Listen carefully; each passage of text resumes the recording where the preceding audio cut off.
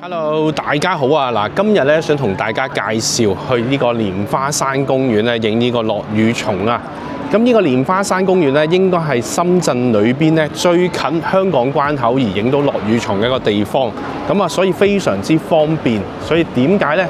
今日就打算介紹大家咧去呢個深圳嘅蓮花山公園啊，影呢個落雨松啊。咁而家咧我就過咗呢個皇崗口岸嘅關口啦，咁啊搭地鐵4-5個站咧就可以去到蓮花山嘅附近㗎啦。咁呢個蓮花山公園咧，其實個範圍咧都幾大下嘅，佢俾咧大概4至5個地鐵站咧包圍住。咁今日咧我就先去呢個陽日湖先，因為呢個蓮花山公園咧有2個湖咧可以欣賞到呢個落雨松嘅，一個咧就係陽日湖，而另一個咧就係蓮花湖啊。咁而家咧，我會帶大家先去呢個陽日湖先，咁啊搭地鐵去到呢個蓮花村站，一出咧就係呢個陽日湖噶啦。咁因為咧我喺皇崗口岸過關嘅關係咧，我而家就先要搭去呢個福民站，轉呢個10號線咧去呢個蓮花村站嘅。咁如果大家咧係正常咧喺呢個福田口岸過關嘅話咧，就唔需要轉車啦，直接搭10號線可以去到蓮花村站啦，或者搭4號線咧去到呢個少年宮站嘅。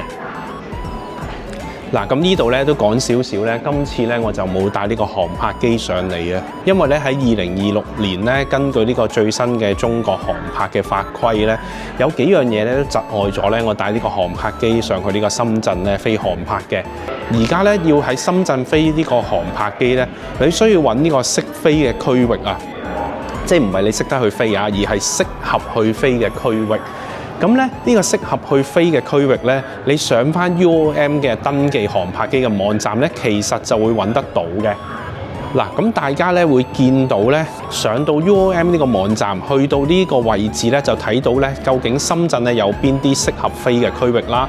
見到大部分深圳市區咧都唔係適合飛嘅區域嚟嘅，因為咧佢同香港睇嗰個圖咧係有少少調轉，香港就係睇禁飛區，而深圳咧就係睇適合飛嘅區域。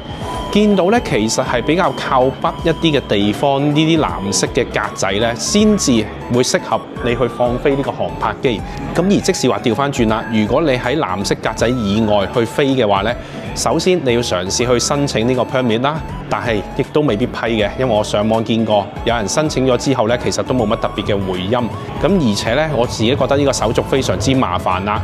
咁正咧，我今日去呢個蓮花山公園咧，就唔喺呢個識飛區域裏邊啦。咁所以咧，我今日咧就冇帶航拍機上嚟啦。咁而家咧，我哋去到呢個蓮花村站啦，先揾呢個 E 出口啊。咁一出咧，就基本上係陽日湖嗰度噶啦。嗱，基本上一上到嚟咧，左手邊就係呢個蓮花山公園啦，勁近啊！咁而家咧行去呢個陽日湖先。嗱，咁其實咧行咗1分鐘左右咧，已經見到咧呢個陽日湖啊。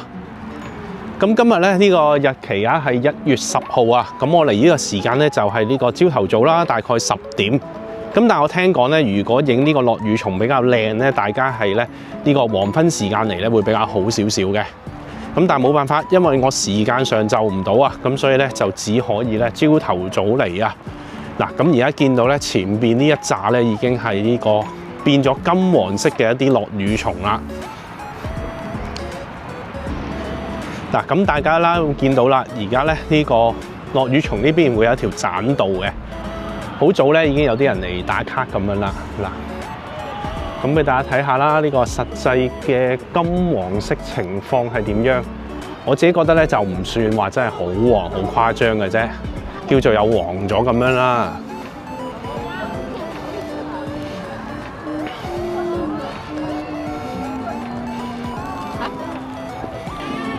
嗱，咁見到咧呢啲落雨松咧，應該係集中咗喺呢個棧道附近呢個位置啊。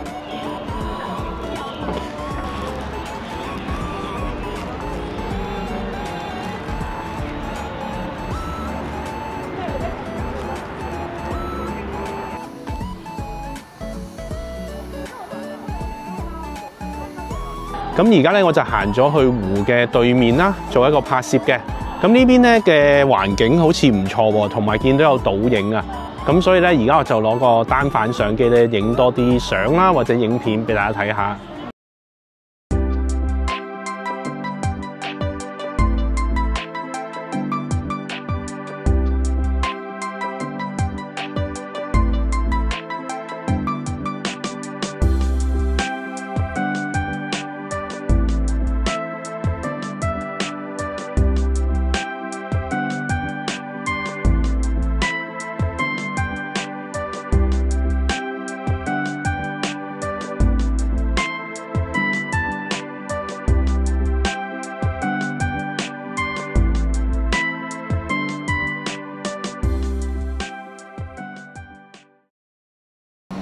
咁好啦，咁喺呢個漾日湖咧就拍攝完畢啊，而家咧就會行去呢個蓮花湖啊。咁大家睇到咧，其實呢個漾日湖咧個面積就唔係好大嘅，咁啊對比咧蓮花湖咧就會大好多。咁所以而家咧我就行過去蓮花湖嗰邊咧繼續拍攝啊。咁但係咧由依邊行過去蓮花湖咧，其實都要咧成30分鐘嘅，即係大家唔好用香港嗰個咧 concept 咧套落去呢啲深圳嘅公園，因為深圳嘅公園咧係非常之大嘅，咁所以咧就算係同一個公園，由呢個湖行到去蓮花湖咧都需要30分鐘啊，咁所以咧而家就快啲出發行過去啦。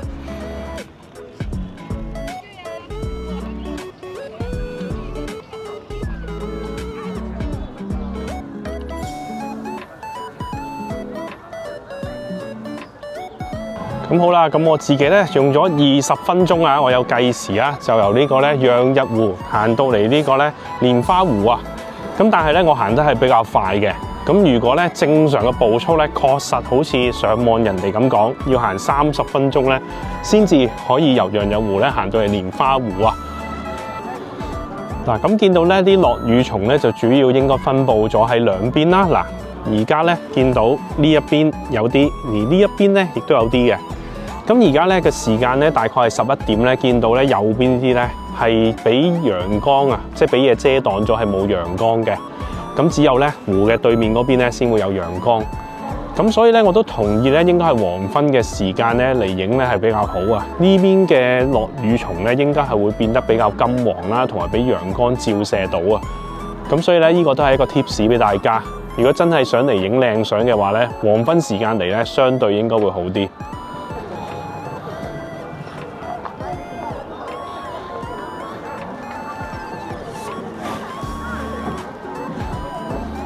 咁再行前少少咧，嚟到呢個比較細嘅湖呢邊咧，亦都見到一片嘅落羽蟲啊。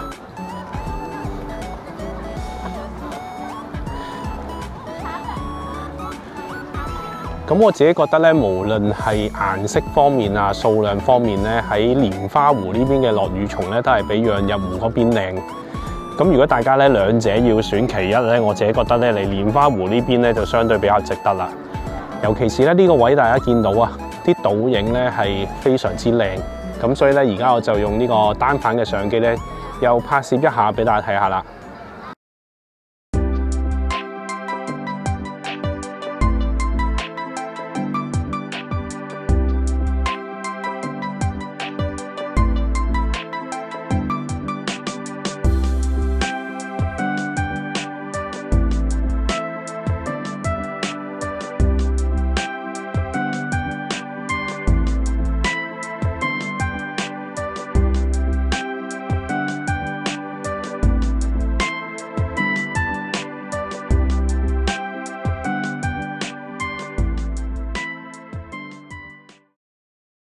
咁好啦，咁喺呢個咧蓮花池呢度咧拍完呢個落羽蟲之後咧，而家咧我就行去呢個少年宮地鐵站嗰度離開啦。咁啊，順帶一提啊，喺我成個拍攝嘅過程中間咧，都冇見到一架航拍機飛過嘅。咁唔知道咧係因為新嘅法規規定啊，定係咁啱咧冇航拍機飛過。